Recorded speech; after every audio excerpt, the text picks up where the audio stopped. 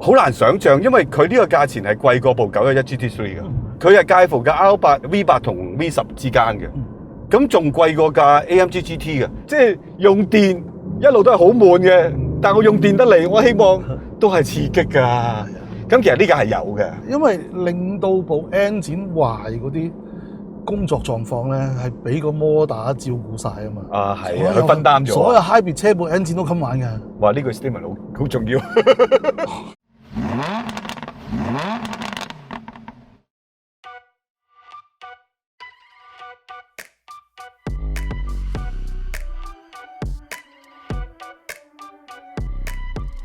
嗱，我做車書真係30幾年咧。你講車嘅突破性咧，唔係真係咁多㗎。呢架係其中一個，我認為係一個突破性嘅車種嚟嘅。車廠投資咗咁多錢落去，但係佢嘅短短嘅生命只係得幾年㗎咋？究竟佢係找死啊、抵死啊，定係其實我哋世人唔識欣賞呢架車咧？今日揾埋龍 Sir 重新欣賞過呢架 BMW i8，其實有嘢講㗎。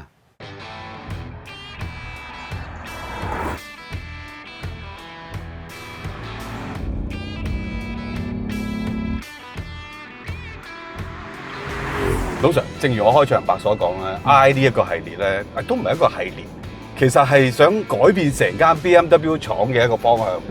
因為投資咗好多錢落去啊，20億美金即係100幾億港紙啊，起廠房抌晒以前啲嘢，重新要諗過晒所有嘢，底盤唔要 ，engine 都要新嘅，所有嘢都新嘅。咁但係最終呢架只係維持咗5年啦，比佢更早嘅 I3長啲時間嘅。但係都係去到2022年都冇啦，已經，就全面都係新嘅 BEV 嗰啲咩 I4啊、iX1啊，大家都覺得好似係輸咗嘅成件事。你投資咁多錢落去，咁但係當然呢個係同當其時嘅 CEO 係有啲關係嘅。嗰個 CEO 阿 Norbert 哥咧，原來係做生產起家嘅，即係好熟生產，特別係生產成本控制。咁所以佢當其時提出嗰個概念就係，寶馬唔係一間 car manufacturer，係一個 mobility solution 嘅 manufacturer。當然呢啲口號啦，呢架 i8 同埋 i3就係呢個口號裏邊出嚟嘅嘢嚟咯。咁我記得你嗰陣時有講過嘅，你冇試過 i3，但係你都話判斷佢一定係實驗性質嚟。係。咁我有少少唔同意嘅，因為我去過車廠睇過嘅。哇！實驗用咁多錢，呢個實驗都相當昂貴喎。你又講下點解你覺得係實驗性質咧？因為 i3咧一睇佢係一個 body on frame 嘅設計，呢架都係啊，呢架都係係啦。咁啊，另外佢嗰個 body on frame 咧，你見到佢嗰啲零件咧，佢唔係用一啲好大量生產嘅方式，成嚿嘢鑄出嚟啊，將幾件嘢夾埋一齊，一次過成型。佢好多件小零件夾埋一齊。係啊。咁當然佢嘅小零件咧，可以透過啲 extrusion 啊平啲嘅方法去做完出嚟之後咧，但係用貴啲嘅方法去冚。咁明顯地就係話拆佬試沙煲，佢唔想投資咁多錢喺個模具嗰度。小批量試下先啦。如果成功嘅話，我將來再用模具啊或者自動化方法去生產。所以你講咩天花龍鳳都冇用嘅。雖然佢整咗個好多一個新名詞出嚟話唔知咩車架，但係 Life Module 我哋就好簡單嘅啫，睇一個 definition 咧，就係你個四肢 suspension 啊彈弓個受力嗰個位啲力喺邊度嚟啊？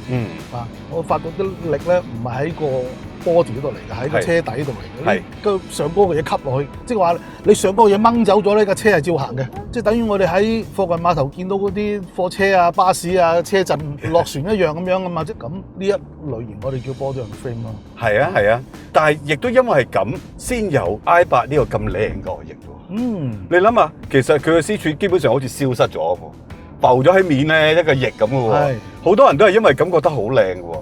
亦都因為係有咁嘅製作工藝咧，呢架車同當年嗰個 concept car 係極相似嘅，即係俾咗好多彈性嘅設計師去諗好多外形上嘅諗法，造就咗呢架車除咗又好似 supercar 咁嘅又闊啦、又扁啦、又平啦、又低重心啦，但係佢又有 concept car 嗰種好前衛、好太空，你諗唔到嗰種設計出嚟。i8 同 i3咧，雖然佢嗰個生產方式嘅設計咧係好似，但係咧。其實佢係兩種唔同類型嘅市場嚟。佢哋兩者唔同之處，當然啦 ，i3 係一個創新嘅 BEV，而呢架咧係一個 plug-in 咁係咪一個好創新嘅 plug-in hybrid 咧？可以話係，可以話唔係，因為日系啊 Prius 嗰啲 plug-in hybrid 咧已經係有㗎啦，嗰陣時已經有若干年㗎啦已經。但係好似呢一種咁樣嘅歐洲式嘅 plug-in hybrid，仍然係用翻一個波箱啊，仍然係發揮到部 engine 嘅性能咧。呢一種概念嘅 plug-in hybrid 咧，係一個新嘅概念嚟。係啊，係啊。但係兩者都係用一個咁貴嘅方法去做，咁 niche 嘅生產量，但係 I3係好平咁賣出嚟啊嘛。而 I8咧係好貴咁賣出去啊嘛，所以 I8 係絕對可以 afford 呢一種模式，係 sustainable 嘅。但 I3咧再買多啲咧，佢就真係唔掂。買一部輸一部，係真係實驗性啫 I3。係啦，你講價錢就啱啦，因為當年咧我喺香港都當然有試呢部車啦。一出嚟嘅時候250幾萬咧，係好多人都覺得冇搞錯啊！即係唔係話寶馬賣唔到咁貴嘅嘢，而係你1500幾喎，好難想像，因為佢呢個價錢係貴過部911 GT3 嘅，佢係介乎架 R8、V8 同 V10 之間嘅，咁仲貴過架 AMG GT 嘅，即係所有2010年打後好多嘅德國 Supercar 或者 Sports Car 都冇去賣得咁貴喎。咁所以啲人就話：哇！我做乜買咁貴？我又冇聲又冇聲，再加上有一個批評嘅當其時呢架車，喂啲聲假嘅喎，嗱俾你聽下啦，V8 嘅聲啊，大佬，好多人批評佢就係：我話呢啲嘢唔真，引擎本身又好細，引擎馬力又唔係真係咁大，綜合馬力都係300幾匹啫嘛。咁但係你買部911已經超過400匹嘅咯喎，即係所有嘢都係，如果又係我哋成日都批評嘅就係規格主義嘅話，你個牌面係輸晒嘅，所以我就係頭先喺開頭嗰時所講，呢架車有突破性，但係我哋唔識欣賞啊，定係真係佢輸喺行得太前咧？嗱，我哋先講一樣嘢先啦，今日再試你都係第一次揸啦，肯定有乜好有乜唔好先？你話佢咪係行得太前咧？我覺得就係個太字咧就好主觀嘅，佢的確行得前，係咪啊？係，因為頭先講咗我哋日系嘅 plug-in hybrid 咧，真係淨係講效率嘅啫，咩都唔講嘅。只不過 hybrid 之上將個電池整大啲，係啊，咁啊俾你叉下電，再行多幾廿公里咁樣。但係寶馬做呢一架咧 plug-in hybrid 咧，佢真係好想我係慳油之餘。係啊，有幾廿公里純電冇排放之餘，但係我可以享受到我一貫嘅揸寶馬嘅樂趣。咁呢個係一個好新嘅嘢嚟。係啊，都幾大野心啊，其實。係啊，即係乜都有，我要乜都要晒。係啊，同埋佢咧因利乘便，佢有一個矮嘅車身啦，係嘛，上高一個好輕嘅車殼啦，咁啊重心又低啦。而且咧，佢中置引擎之餘咧，佢冇其他中置引擎重心分佈咁偏激嘅喎。唔係話後邊重晒嘅喎。係啊係啊。佢有個摩打喺前邊喎。係啊，啱接近50-50喎。接近50-50。啊，所以咧，佢呢一個咁樣嘅中置引擎咧，佢嗰個操控性咧，有另外一個境界嚟嘅喎。咁呢啲都係好嘢啦。咁你話係咪絕對係好啊？叫好不叫座啦。你真係要挑剔咧，其實咧，亦都係因為佢早啊。佢咁早去做呢一類型嘅嘢咧，你喺市面上揾啲零件啦，喂，幫我整個摩打放落去個波箱同個 engine 中間啦。啊冇啊，對唔住啊，油都好貴啊。係。你要幾多10萬個啊？啊冇啊，我買2萬個啊，2萬個啊，咁樣就好貴咯咁樣。因此你見到佢成個佈局好得意嘅 hybrid 啊嘛，車頭行摩打啊嘛，電4驅啊嘛。係啊。啊咁但係佢個 engine 同個波箱之間咧，佢仲有個 torque converter。係啊，今時今日你如果有個 plug-in hybrid 或者純 hybrid 咧，中間仲有個 torque converter 咧，大家覺得莫名其妙啊！未見過添啊！咁啊，佢有一個以斯文暢順出名嘅愛信6速波箱，1.5 Twin Power Turbo 嘅 engine， 窄口徑、長衝程。咁呢個你都唔係話非常之極端嘅 performance oriented 嘅 engine 嚟。佢係攞效率、攞扭力嘅。然之後將呢件嘢駁埋一齊。咁佢又冇咗個 starter 啦，叫得做 hybrid 咧，梗係有個摩打去幫佢啦。係。咁摩打咧就唔係喺 engine 同埋個波箱中間。咁因此咧，嗰個摩打咧就真係要嚟 start stop 嘅啫。同埋咧個摩打咧要嚟做發電機，等個 engine 可以替嚿電充電嘅。係啦，冇錯啦，可以叉電嘅啫。咁我 regen 嘅時候點樣？我 double regen 啦。哦，頭碌個摩打可以 regen 到。但係後邊咧，因為後邊個碌係駁住個波箱喎，波箱駁住個 torque converter。再駁住個 engine 再去翻個摩打度咧，太遠啦，所以咧就做唔到呢個工作。係啦，咁以今天我哋嘅角度去睇呢一種咧，就真係好求其，唔夠仔細。以一個 plug-in hybrid 嘅標準嚟講咧，其實個效率都唔高嘅，老實講。咁仲有啦，佢個腦咧仲係掛住呢架車我開快咗之後會係點？係啊，我個 performance 咧係喺個高速嗰度，我個操控性咧就要同嗰個人啊、嗰個軚盤啊，要一個好直接嘅聯繫。咁於是乎咧，見到嗰個頭轆嘅軚感嘅設定咧，其實係100%嘅尾轆車嚟嘅。咁但係喂，個摩打有100幾匹個車頭。係啊，131匹。咁你用咁大嘅 caster 7度幾嘅 caster 咧？哇！咁個頭轆一起步嘅時候咧，扯到交關。係啦係啦。但唔緊要，電軚嚟㗎嘛，佢喺個電軚度咧會幫你做翻啲力量嘅調節嘅。咁但係個調節咧，電腦計算需要時間嘅。咁所以我哋偶然會見到咧，佢頭轆同尾轆交替嗰個時候咧，嗰頭軚咧會有啲好突然嘅變化。雖然係只係0點幾秒啫，但係的確存在。係。相對於後期嗰啲電四驅咧，都係以尾轆為主嗰啲咧，歐洲車咧係順滑咗好多。但係你咁講喎，即係正因為佢嘅諗法就唔係純粹好似 Prius 嗰種為咗單純嘅 efficiency 咧，我覺得佢係更多係為咗 power。係。你要慳油，佢集中翻喺 city 裏邊幫你慳油，反而係想啊，即係你行得高速你就唔好諗慳乜啦，劈盡佢啦，大哥。即係個骨子裏咧，仲係嗰啲歐洲人中意性能、中意操控嘅設計嚟。係啦，咁你所謂嘅慳，咁你咪喺 city 用電咯，用好低嘅轉數去行車咯，咁佢咪慳咯。咁啊，老實講，其實架車真係停低咗冇怠速。起步嘅時候用個摩打幫你，其實真慳咗好多噶啦。係啊，所以嗱，而家我哋見到個儀表嗰個累積嘅耗油量咧，係個車主呢3年都冇喐過去嘅，真係3年嘅累積耗油量係7.1呢100公里嘅。如果以一部高性能車嚟講，係好驚人㗎啦已經。咁另外就係講性能嘅話咧，其實佢綜合嘅扭力真係唔差嘅，電摩打再加呢一個引擎。其實佢個扭力係仲高過同期嗰啲法拉利458啊、430啊，佢仲要高啲嘅。咁當然啦，佢始終都係得300幾匹，嗰啲極速啊、0至200啊嗰啲就冇得比㗎啦。但係頭先我揸咧，我發覺幾有快感㗎呢架嘢。特別喺中段咧，即係連個電摩打都出手埋嘅時候咧，80零90到超過100咧，嗰個提速率係極之快喎。我可以幻想到，如果我哋喺 Autobahn 行緊780，一入 Highway。一變咗無限速，你一夜篤落去，哇！嗰種快感好幾驚人喎。再加上呢個車體咧，其實啲玻璃好細，好窄，好似將個空間壓縮咗喺個視線裏邊，好似啲時空穿梭嗰種感覺嘅。所以我個感覺係好有速度感。另外就係佢雖然得300幾匹，呢個亦都係當其時好多人 criticize佢。哇！你賣到250幾萬，我買300零匹嘢，你真係斷斤稱，我點買得落手啊？但係我今日再揸多次咧，我發覺呢300零匹嘢咧係真係擠咗落你褲袋嘅喎，隨時攞晒出嚟都得嘅喎。但係你調翻轉，我揸架5、600匹嘅 Supercar 喺呢條路，你真係覺得我大部分嘅錢擠咗啦夾萬嘅喎，我用唔到。呢架係一嘢，哇好爽啊，好多啊啲咧咁，係所以呢個感覺又係呢架車幾特別嘅喎。仲有一樣嘢，頭先阿 Kenneth 坐，因為佢都坐好多寶馬。好似寶馬嗰啲跑車喎，坐落去感覺，即係唔係好 harsh 嗰種感覺嘅，你覺唔覺啊？係啊，你見到佢咧，避震行程唔算好長，咁但係咧，你等陣先，換個位嚟。好啊，一路揸都唔願意俾你，唔俾你揸。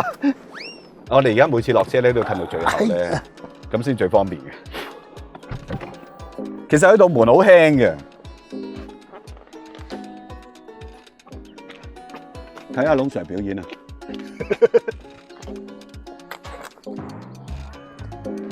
夠唔夠瀟灑？係啊，好似香港小姐着住裙上車咁上下啫。到門啦，相對於個 SLS 咧，簡直係天堂同地獄。SLS 係除咗上車困難，閂門都好困難。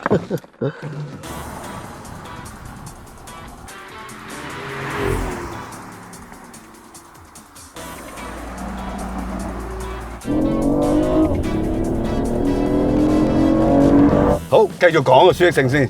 簡單嚟講咧，佢個懸掛行程咧唔算長嘅，唔會話啷下。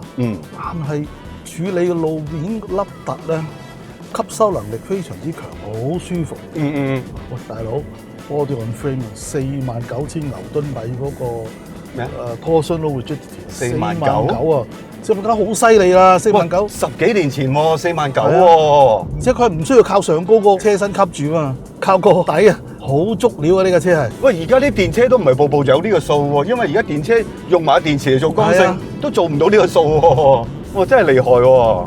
嗱，我哋而家面對呢啲路咧，唔算平滑嘅。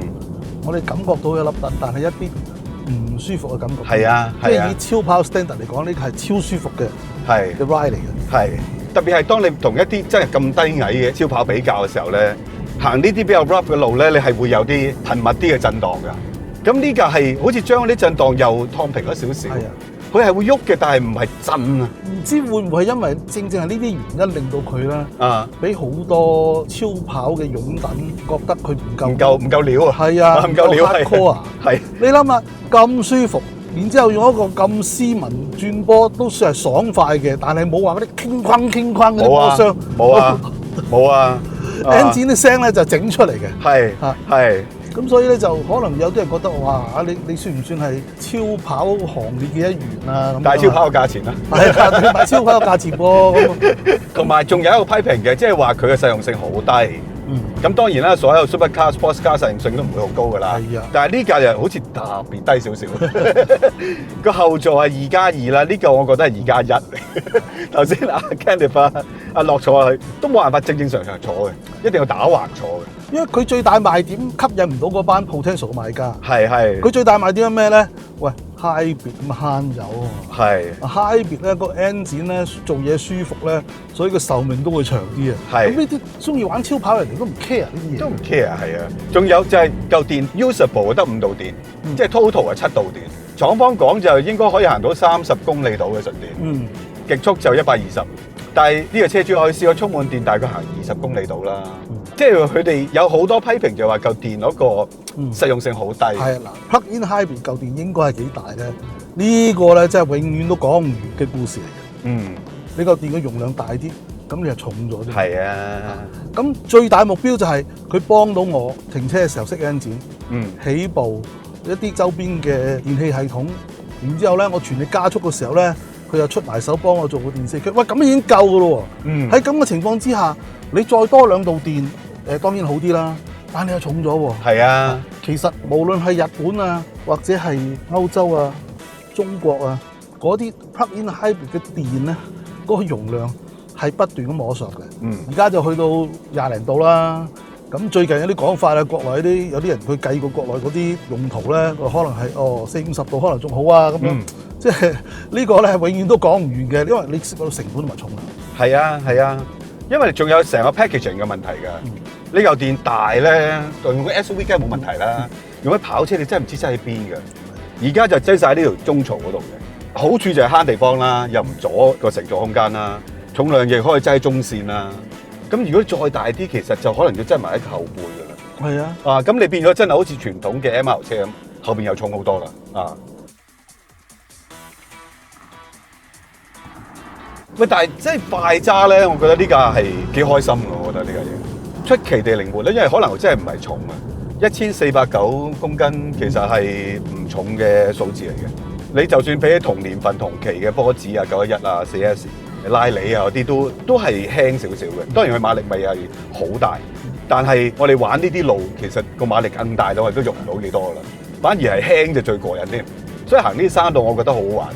有一種好即時嘅轉向反應啦，再加埋油電一齊出力嘅時候，嗰個反應，嗰個扭力嘅飽滿感係好強大嘅。係啊，我覺得咧，佢相對於嗰啲純 MR 咧，係啊，個車頭都係快嘅，但係咧就冇咁歇斯底里啊，個人咧個心係定好多嘅。因為我哋如果揸啲車頭好輕嗰啲 MR 咧。我哋個軚係好微細嗰種，唔敢亂喐，要盡量。但係呢架好輕鬆就可以扭啦啊，修正啦，隨時都得㗎。即係你話綜合晒我頭先所分析嘅嘢，呢架車係咪有缺點咧？個缺點大致就係第一就係佢係前期一個好新嘅概念，於是乎咧係未夠仔細，亦都未揾到好恰當嗰個零件供應商。係啦，冇錯。第二個就係佢嗰個終極馬力咧，相對於超跑嚟講咧。佢係真係未去到嗰個水平嘅，但係對於絕大部分嘅應用情景咧，呢呢架絕對可以令到你好開心咁就係啊係啊，因為當其時有講嘅呢個三氣缸引擎就冇得喐噶啦，因為係第一副嘅寶馬三氣缸量產就係俾 i8 用嘅，後尾就用喺其他 model 啦，啲 mini 都係用呢一副啦。咁嗰陣時有講咧就i8 upgrade 就 upgrade 嚿電嘅，令個 power 會更加多嘅。咁但係捱唔到呢一日啦。回應翻第一個問題咧，就係我其實覺得佢係行得前得滯，前到個市場未 ready 接受，所以先至要死。但係呢個世界上，如果冇呢一啲咁樣嘅先鋒嘅話咧，嗰個技術啊、市場啊唔會進步得咁快嘅。特別係喺啲而家大家見到嘅 high performance 嘅 plug-in hybrid sports car。其實異曲同工嘅啲嘢，係啊，佢純粹係將佢嗰啲唔夠精細嘅地方，將佢執翻好嘅啫嘛。同埋佢呢個碳纖維嘅量產方式咧，即係有好多車廠後尾都有用嘅，其實，咁但係當然唔係用喺啲諗住買咁平嘅車嗰度啊，貴嘢先攞到。但係寶馬呢一次挨呢個慘痛嘅經驗咧，好多車廠即係佢心裏邊笑唔笑唔知啊，但係的而且確係可以吸收到好多經驗，無論喺個設計上面、生產上面。哦，原來咁樣我可以做得更加好。係拍套戲咧，如果攞獎你就唔好預咗邊有票房。咁又係喎。咁你講得啱啊，真係唔算賣座㗎。我5年裏邊 Coupe 版同開篷版加埋得2萬幾部，2萬幾部啊，大佬！即係就算 i3 都唔係真係賣咁多㗎，i3 賣咗超過10年㗎啦，都係25萬部到，真係好少啊。所以 i 呢一個做法或者呢一個牌子。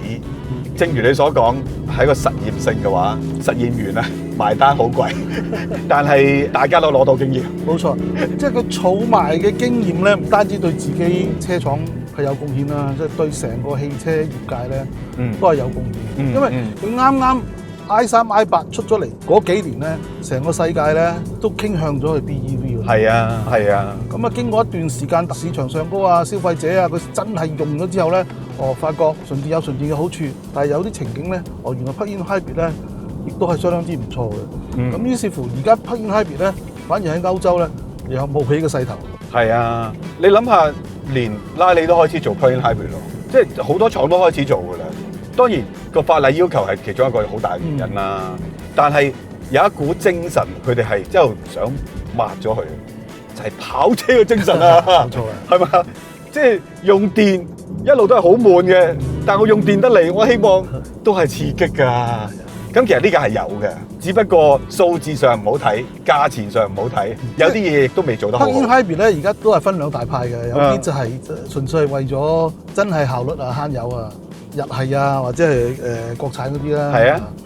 咁而歐洲嗰啲咧就仍然係攬住個波箱嘅，仍然係發揮部 engine 嗰個性能。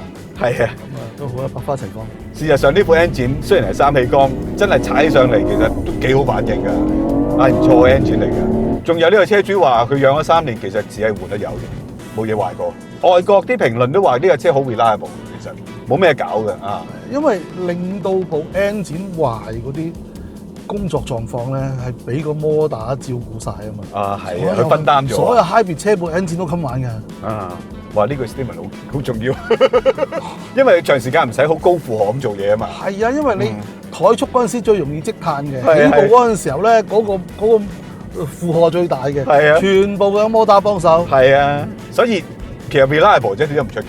呢架車咧，總括嚟講咧，係真係好有意思嘅車嚟嘅。對世界影響，對個車壇、汽車技術影響，未必話真係重要得咁緊要，但係佢係有嘅。只不過係好多人低估咗佢嘅，同埋係俾嗰啲數字遮蓋咗。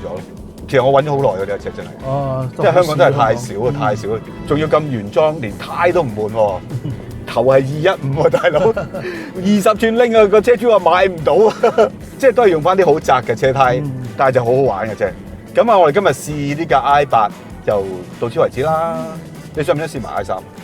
你好似好多嘢講嘅喎 i3 上 i3 係好有意思嘅，係嘛？喂，有冇老友有 i3 啊？最好係原裝嘅，拎出嚟。